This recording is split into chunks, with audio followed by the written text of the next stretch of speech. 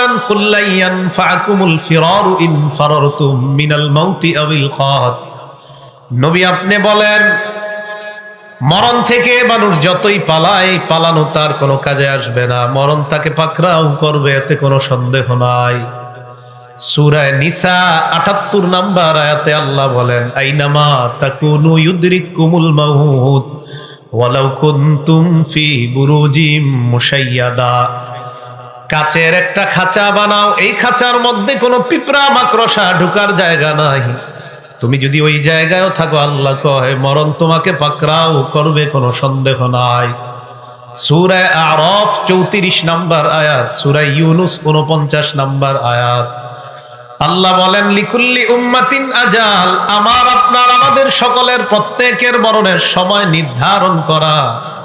ইযা জাআ আজালুহুম, মরণ যখন আসবে, লা ইস্তাখিরুনা সাআ ওয়া লা ইস্তাকদিমুন, এক মিনিট আগেও না পরেও না, ওই সময় মরণ হবে, এতে কোনো সন্দেহ নাই। সূরা মুনাফিকুন ১১ নম্বর আয়াতে আল্লাহ বলেন ওয়ালা ইউআখিরুল্লাহু নাফসান ইযা জাআ আজালুহা, মরণ আসলে আল্লাহ কাউকে আর এক সেকেন্ড, একটা মুহূর্ত সময় দিবে না। প্রত্যেকটা আয়াত বলছে মরণ আসবে শেষ, মরণ আসবে শেষ। মরার পর আমার আপনার নাম হয় লাশ। লাশ আরবি লাশাইয়া থেকে, আরবি লাশাইয়া অর্থ কিছুই না।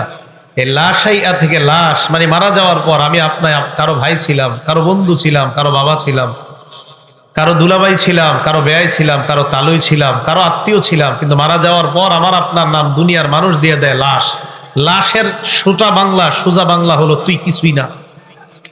লাশের বাংলা হলো তুমি কিছুই না, তোমার এই কফিনে ফালায়া রাখছি, খাটে ফালায়া রাখছি, তুমি কিছু না, তুমি এখন শেষ। কে আমার ভাই, কে আমার আত্মীয়, লাশ তার নাম।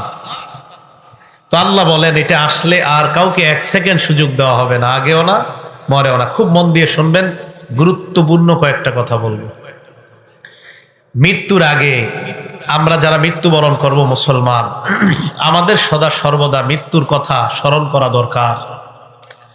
তিরমিজি শরীফের ২৪৫৮ নম্বর হাদিসে রাসূল করিম সাল্লাল্লাহু আলাইহি সাল্লাম বলেন ওয়া তাতাযাক্কারুল মাউতা ওয়াল বিলা, আমি আপনি আমরা সবসময় এই চিন্তা করা দরকার, মরণ আর মরণের পরে যে আমি আর আপনি পচে যাব, এই বিষয়টা আমাদের চিন্তা করা দরকার।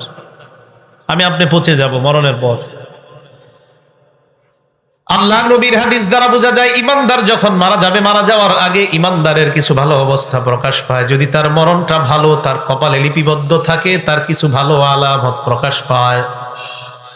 তিরমিজি শরীফের ২১৪২ নম্বর হাদিসের বর্ণনা, আল্লাহ নবী বলেন ইযা আরাদাল্লাহু বিআবদিন খায়রা, কোন মানুষের যখন আল্লাহ কল্যাণ চায়, ইস্তামালাহু, তাকে কাজ করার সুযোগ আল্লাহ করে দেয়। আল্লাহ যখন কারো কল্যাণ চায়, আল্লাহ তাকে কাজ করার সুযোগ করে দেয়। সাহাবারা প্রশ্ন করলেন কাইফা ইস্তামিলুহু ইয়া রাসূলুল্লাহ, আল্লাহ তাকে কাজ করার সুযোগ করে দেয়, ব্যাপারটা বুঝি নাই, ব্যাপারটা বুঝা দেন। আল্লাহ নবী বলেন ইউফিকুহু লিআমালিন সালিহিন ক্বাবলাল মাউত, ওই মুমিন ব্যক্তিকে মরণের আগে আল্লাহ নেক কাজ করার বেশি বেশি সুযোগ দিয়ে দেয়, নেক কাজ করার সুযোগ পেয়ে যায়। আমি আপনি খুব চিন্তা করা, আল্লাহর কাছে বেশি বলবেন আল্লাহ আমারে নেক কাজ করার বেশি বেশি সুযোগ করে দেন। এই জন্য আজকে থেকে, এখন থেকে নেক কাজ বেশি করেন, কারণ নেক কাজ বেশি করার আলামত হবে আল্লাহ আমারে আপনারে পছন্দ করে, তাই আমাদেরকে আল্লাহ নেক কাজ করাইতেছে।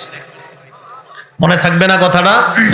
এই জন্য দেখবেন আপনার কাকা, আপনার চাচা, এরা মৃত্যুবরণের কিছুদিন আগে কিছু মুমিন দেখবেন এরা খালি মসজিদে যায়, বাসায় আসতে চায় না। এশার নামাজ পড়ে আগে আইসা পড়তো আধা ঘন্টার মধ্যে, এখন ১-১.৫ ঘন্টা খুঁজা পান না, গিয়া দেখেন মসজিদে বসে রয়েছে। কিছু ইমানদার দেখবেন মরণের আগে এমন কাহিনী করে, কারোর সাথে কথা বলে না, চুপচাপ থাকে, একদম চুপ হয়ে যায়। বিবি কয় বাজারে যান, উনি মসজিদে গিয়ে বসে থাকে। আরে বাজারে না যাওয়ার কথা, ওহো বাজারে যায়। মানে উনি কেমন যেন দুনিয়া থেকে আলাদা হয়ে যাচ্ছে। এই তৌফিকটা আল্লাহ তারে দিয়ে দেয়, এই সুযোগ আল্লাহ তারে করে দেয়।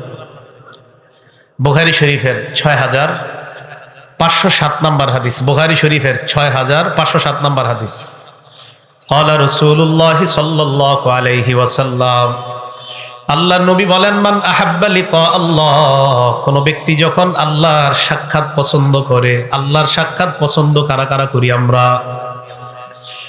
আল্লাহর নবী বলেন, আহাব্বাল্লাহু লিকাহু, তোমরা যদি আল্লাহর সাক্ষাৎ পছন্দ করো, আল্লাহ তোমাদের সাক্ষাৎ পছন্দ করে নেয়। নবী বলেন, আল্লাহ যদি কোন ইমানদারের সাক্ষাৎ পছন্দ করে নেয়, কিভাবে বুঝবেন? আমার আপনার যে আল্লাহ সাক্ষাৎ পছন্দ করে, এটা আপনি কিভাবে বুঝবেন? ভালো করে শুনেন।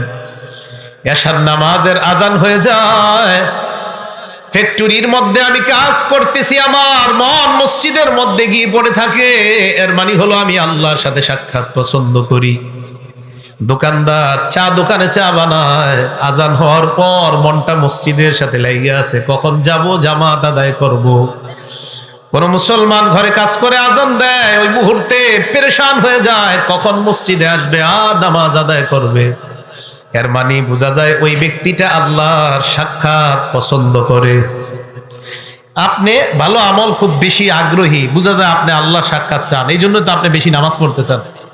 আর যে ব্যক্তি এরকম করবে, তো বুঝবেন আল্লাহ তার সাক্ষাৎকে আল্লাহ পছন্দ করে। নবীজি এবার কি বলে দেখেন, ওয়ামান কারিহা লিকা আল্লাহ, কেউ যদি আল্লাহর সাক্ষাৎ অপছন্দ করে, কারিহাল্লাহু লিকা, আল্লাহ তার সাক্ষাৎ অপছন্দ করে। সুদ খায় যে মানুষটা, বুঝতে হবে আমি আল্লাহর সাথে দেখা করতে চাই না। ঘোষ খায় যে মানুষটা, বুঝতে হবে ওই লোকটা আল্লাহর সাথে দেখা করতে চায় না, পছন্দ করে না।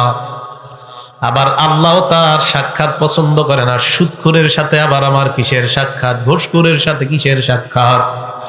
নবীর এক বিবি বলে, ইয়া রাসূলুল্লাহ, আপনি হাদিসের ব্যাপারটা আমাদেরকে ব্যাখ্যা করে বুঝায় দেন। আল্লাহর নবী কয়, আয়েশা অথবা কোন এক বিবিকে ডাক দিয়ে বলেন, ইন্নাল মুমিনা ইযা হাদারাহুল মাউত, ইমানদারের কাছে যখন মরণ উপস্থিত হয়ে যায়, ইমানদারের কাছে যখন মরণ উপস্থিত হয়ে যায়, ইমানদারের কাছে যখন মরণ উপস্থিত হয়ে যায়, তাকে আল্লাহর পক্ষ থেকে স্পেশাল দুইটা সুসংবাদ দিয়ে দেওয়া হয়।